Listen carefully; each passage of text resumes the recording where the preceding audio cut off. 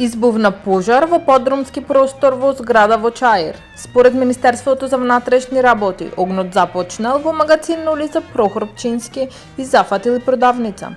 Интервенирале 20 пожарникари со 7 возила, а околу столица биле евакуирани. Неколку станари, пожарникари, полицаец побарале лекарска помош поради вдишување чад. Во Општинското основно училиште Ристо Карлево Кадино заврши реконструкцијата на кровната површина. Извршена е целосна замена на старите салонитни табли со нов покривач од пластифициран валовит лим, а обновени се и олуците и вентилационите канали. Градоначалникот Александар Георгиевски го посети училиштето, истакнувајќи дека проектот опфаќа површина од околу 1600 метри квадратни и обезбедува хидротермичка изолација спречувајќи протекување. Основното училиште Ристо Карле е основано пред 44 години и за прв пат се врши замена на кровната конструкција. Учебната институција заедно со подрачните објекти во Мралино и Бунарчик имаат вкупно 320 ученици. Дечињата во објектот Лале, дел од градинката Срничка во аеродром, добија нови дизајнирани плакари и современи еколошки креветчиња.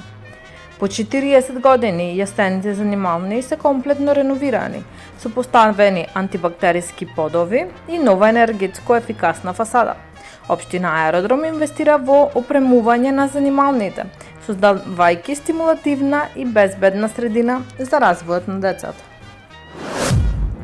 Во општината Ѓорче Петров се гради нова пешачка патека долга 1800 метри, која ќе го поврзе основното училиште Јоаким Крчевски со селото Урман.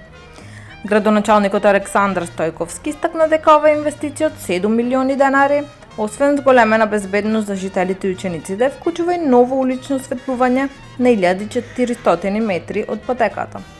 Целта е да се создадат подобри услови за спорт, рекреација и здрав живот.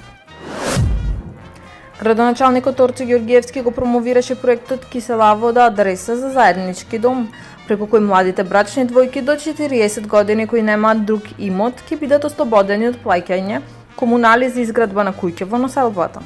Ослободувањето е до 40% за објекти во рамките на ГУП на Скопје и 100% надвор од ГУП.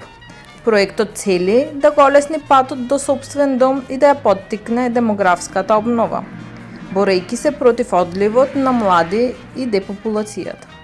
Таму е Скопје, град мој љубав лише, што ми расте сни.